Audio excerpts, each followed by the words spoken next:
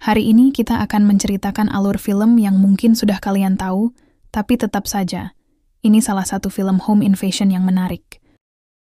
Dari sudut pandang movie moments akan kita bahas lebih dalam lagi. Pokoknya pas aku dulu nonton pertama kali itu, jadi kayak ikut-ikutan nggak bisa nafas gitu loh. Salut sama sutradara dan penulisnya yang bisa menyampaikan ketakutan di dalam keheningan. Berjenis kriminal horror thriller, film ini bercerita tentang 3 remaja yang akan mencuri di rumah kakek tentara veteran yang buta. Kesannya si kakek ini tidak akan berdaya ya kan? Tapi si kakek justru di luar dugaan bisa membuat si pencuri rumah itu pasti trauma dan ketakutan. Karena di rumah kakek itu menjadi neraka bagi mereka. Biar nggak lama-lama yuk kita langsung masuk ke ceritanya.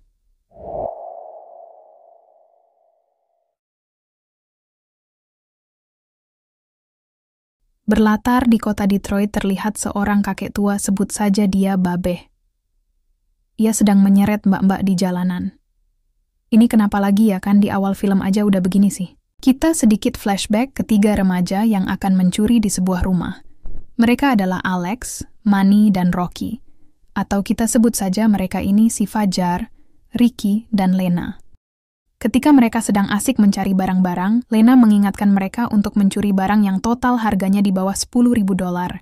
Karena jika lebih dari itu akan masuk kategori pencurian besar. Hasilnya Ricky dan Lena yang memang pacaran berencana pindah ke California jika uang mereka sudah cukup. Fajar sebenarnya pengen ikut, tapi dia harus menjaga ayahnya di Detroit.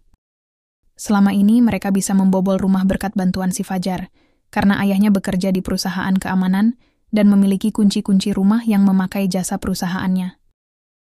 Ricky menjual barang-barang curiannya ke seorang penadah. Ricky protes karena dia cuma dapat uang yang sangat sedikit. Penadah ini pun memberikan saran. Kalau kalian mau dapat uang banyak, jangan curi barang. Langsung curi uang saja.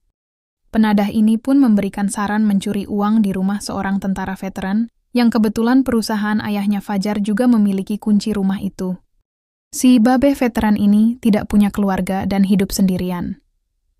Si Babeh punya uang sebanyak $300.000.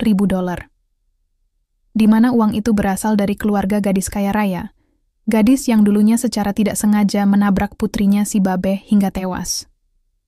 Orang tuanya memberikan uang damai sejumlah $300.000. Fajar tidak mau melakukan pencurian itu karena pencurian di atas $10.000 akan diberikan hukuman penjara hingga 10 tahun, dan pencurian uang sebanyak itu pasti akan membuat mereka bertiga dan ayahnya diincar oleh polisi. Terlihat ibu Lena yang suka mabok ini juga lalai mengurus anaknya, bahkan membiarkan pacarnya yang seorang preman menginap di sana. Ibunya juga meminta Lena membayar biaya kontrakan mereka. Sungguh sangat terpuji sekali hidupnya. Lena memiliki seorang adik bernama Didi. Didi bermimpi menjadi seorang peselancar. Lena pun berjanji akan membawanya keluar dari rumah dan pergi ke California agar adiknya bisa berselancar sepuasnya dan mereka akan memulai kehidupan yang baru. Lena memohon agar Fajar mau ikut pencurian tersebut. Setelah si Fajar mencari tahu tentang tentara veteran itu, Fajar pun setuju untuk ikut. Ricky sudah merekam kondisi di sekitar sana. Beruntungnya mereka, karena si Babeh tinggal di kompleks perumahan yang sangat sepi, bahkan rumah-rumah di sekitarnya sudah tidak ditinggali. Di mobil terlihat Lena bercerita tentang tato capung yang dia buat di tangannya. Lena pun memberitahu alasan dia membuat tato tersebut dulu pas waktu ayahnya pergi. Ibunya mulai mabuk-mabukan dan bersikap kasar kepadanya. Bahkan dia pernah dikunci di dalam bagasi mobil karena terus menangis. Di dalam bagasi itu, ada lubang kecil dan sesekali seekor capung masuk menemaninya. Dan karena hal itu dirinya merasa aman. Fajar pun bilang akan ikut dengan Lena dan Ricky ke California. Lalu Ricky mengatakan, jika pencurian ini akan sangat mudah, karena tidak ada polisi dan tidak ada yang tinggal di sekitar sana, kecuali si Babeh. Terlihat si Babeh yang ada di depan mobil mereka. Babeh itu memiliki seekor anjing, dan ternyata dia buta. Lalu tiba-tiba, malam harinya saat jam 2 dini hari, pencurian akan dimulai, dan pastinya si Babeh udah tidur ya kan? Tapi sebelum itu mereka harus menidurkan si anjing terlebih dahulu Anjing pun sudah tidur. Pintu depan ternyata memiliki 4 kunci, sedangkan Fajar hanya memiliki 1 kunci. Mereka pun terpaksa mencari pintu masuk yang lainnya. Rumah si Babeh benar-benar sangat aman. Semua pintunya terkunci, depan belakang dan pintu basement semuanya tidak ada sisa. Lena pun akan mencoba masuk melalui jendela di kamar mandi. Tidak lupa Fajar memberikan remote yang bisa mematikan alarm, dan Lena harus mematikannya sebelum 30 detik. Lena membukakan pintu depan, dan mereka mencopot sepatu agar tidak menimbulkan suara.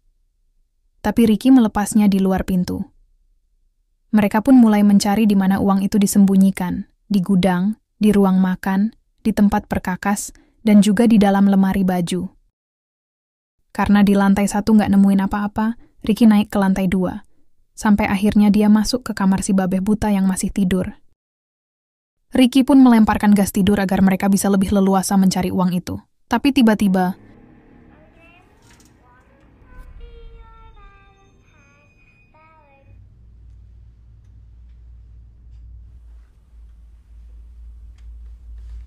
satu-satunya tempat yang belum mereka periksa adalah basement.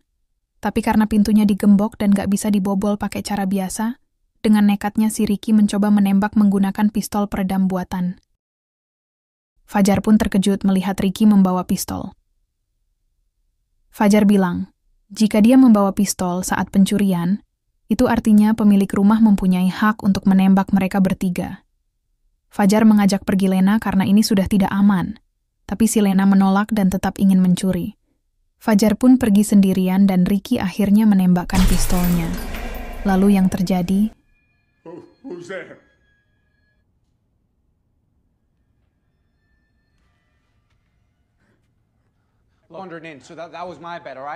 Ricky bilang jika dia hanya mabuk dan gak sengaja masuk ke sana. Tapi karena si Babeh nginjek gembok basement, tahulah dia ya kan, kalau si Ricky ini niat mencuri. Ricky pun mengancam agar Babeh jangan melawan. Tapi kemudian...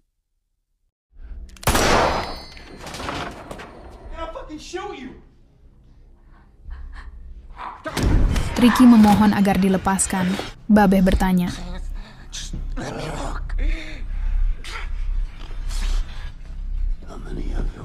ada berapa orang yang masuk rumahnya? Ricky pun mengaku, jika dia hanya seorang diri. Lalu yang terjadi... Ricky pun terbaring. Si Babeh nggak main-main coy. Lena pun langsung sembunyi di dalam lemari sambil menahan tangisnya. Fajar mengecek lagi ke dalam karena dia dengar suara tembakan. Dan hampir aja tubrukan. Si Babeh langsung mengunci pintu depan dan menutup jendela kamar mandi.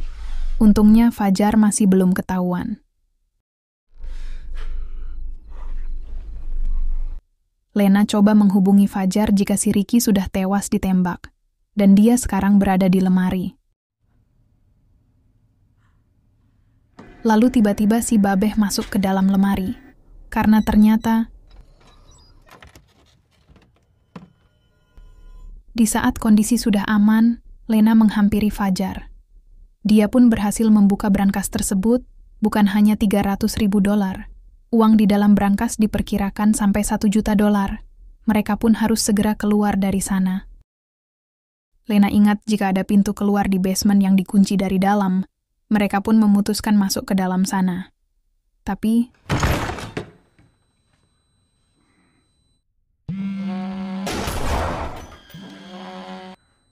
benar-benar nggak bisa nafas. Saat mayat Ricky dibawa ke depan, dengan sangat perlahan-lahan mereka masuk ke dalam basement. Mereka terus mencari pintu keluar di basement yang sangat gelap. Di ruang tamu Babeh menemukan sepasang sepatu lainnya, dengan bau wanita. Sepatunya Lena. Babeh pun akhirnya sadar. Masih ada pencuri yang lainnya. Betapa syoknya dia saat tahu uangnya sudah tidak ada di dalam brankas. Kembali ke basement, Lena dan Fajar belum juga menemukan pintu keluar. Lalu tiba-tiba ada seorang wanita disekap di basement. Yah, itulah kenapa si Babeh membuat gembok yang sangat kuat di pintu basement. Wanita itu pun menunjukkan suatu berita di mana ternyata Dia adalah Cindy, si gadis anak orang kaya raya yang tidak sengaja menabrak dan membunuh putrinya si Babeh. Fajar dan Lena tidak tahu apa yang sebenarnya terjadi, tapi yang pasti mereka akan menyelamatkan Cindy. Cindy pun menunjukkan di mana kunci borgol dirinya. Kunci itu disimpan dengan kode yang sama seperti brankas di atas. Kunci berhasil diambil dan Cindy langsung diselamatkan. Tapi di saat yang sama si Babeh akan turun ke bawah. Mereka bersama pergi ke pintu keluar. Dengan paniknya Fajar mencoba membuka pintu dengan kunci yang ia pegang, sambil sesekali mereka juga lihat ke belakang. Tapi ternyata Lena hanya tertembak di telinganya dan yang tewas tertembak adalah Cindy. Betapa terpukul dan makin emosinya si Babeh mengetahui hal ini. Si Babeh pun menutup pintu keluar basement secara permanen. Lena dan Fajar akan kabur kembali ke atas, tapi Babeh langsung mematikan listrik di basement. Wah, jelas mereka kalah telak ya kan? Si Babeh sudah hafal betul tata letak basementnya. Ditambah Babeh sangat peka dengan suara walau di tengah kegelapan. Babeh terus memburu dan menembak ke arah mereka. Sampai akhirnya, Lena dan Fajar akhirnya berhasil kabur dan mengganjal pintu basement. Si anjing, udah bangun dong. Mereka berdua sembunyi di dalam kamar tapi malah terjebak karena jendela di sana juga dikunci. Lena ingin menekan tombol panik dari remote-nya agar memicu alarm rumah untuk memanggil polisi. Lena yakin mereka tidak akan ditangkap karena mereka hanya mencuri, sedangkan si Babeh telah menculik dan membunuh. Tapi Lena nggak mau karena mereka bisa kehilangan uang. Si Babeh yang berhasil keluar mengambil pistol cadangan di bawah kasur, lalu mulai menembaki dan mendobrak pintu kamar mereka. Lena diminta kabur melalui ventilasi udara, sedangkan Fajar akan menahan pintunya. Dan yang terjadi, Babeh tidak menemukan Fajar, karena dia tertahan kaca dan pingsan, sedangkan Lena yang ada di lubang ventilasi terpaksa menjatuhkan diri. Karena si anjing mengejarnya, Fajar sudah sadar dan ternyata Babeh bukan mendatangi Lena. Melainkan, Fajar yang sudah terpojok sembunyi di ruang perkakas, di mana ada mayat Ricky di dalam sana. Fajar berusaha menahan nafas sekuat tenaga, dan sekalinya Fajar bernafas si Babeh langsung tahu di mana dia berada. Buset deh, Beh.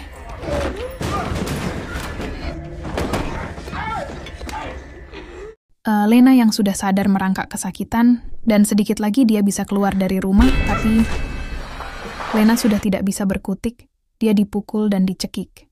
Sampai akhirnya dia pingsan. Lena memang sengaja tidak dibunuh, karena dia sekarang menggantikan posisi Cindy. Lena memohon untuk dilepaskan. Lena mengira Babeh menyekap Cindy, karena dia ingin balas dendam. Lena berjanji tidak akan memberitahukannya ke siapa-siapa. Dengan suara beratnya Babeh menjawab, "Kamu tidak tahu apa-apa. Kamu tidak tahu bagaimana hubungan antara ayah dan anak. Gadis itu seharusnya masuk penjara karena sudah membunuh anakku. Tapi orang kaya tidak pernah masuk ke dalam penjara." Ternyata Cindy selama ini disekap. Bukan tanpa alasan, Cindy telah mengandung anak dari si Babeh. Itulah kenapa dia sangat marah ketika tahu Cindy telah tewas, dan sekarang Lena harus bertanggung jawab.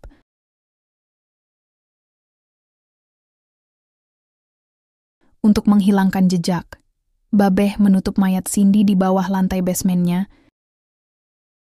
Di dalam ruang perkakas, Fajar ternyata masih hidup, karena yang ditusuk oleh Babeh adalah Ricky. Dia mengambil sebuah palu dan mengunci anjing terlebih dahulu. Setelah itu dia mengambil kunci yang masih nyantol di pintu belakang.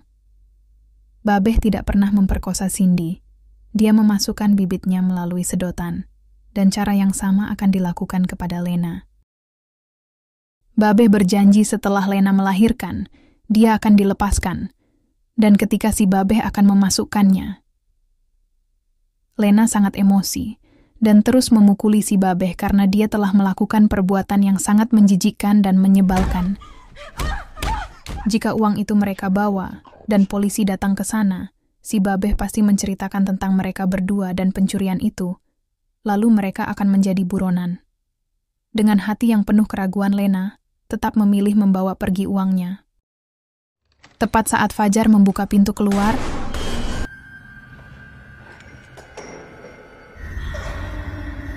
Tiba-tiba Lena langsung kabur keluar dari rumah dan sudah merasa aman. Tapi ternyata dia salah. Lena berhasil sembunyi di dalam mobil, tapi tasnya terjatuh di luar dan tidak ada kunci di dalam sana. Lena pun sangat kebingungan, tapi dia berusaha tenang dan akan menjebak si anjing. Lalu yang terjadi, adegan pun kembali ke awal film di mana Lena diseret kembali ke dalam rumah. Lena sudah kehilangan harapan hidup. Lalu tiba-tiba ada capung di tangannya. Lena pun menjadi kuat kembali dan terlihat remote milik Fajar sampai akhirnya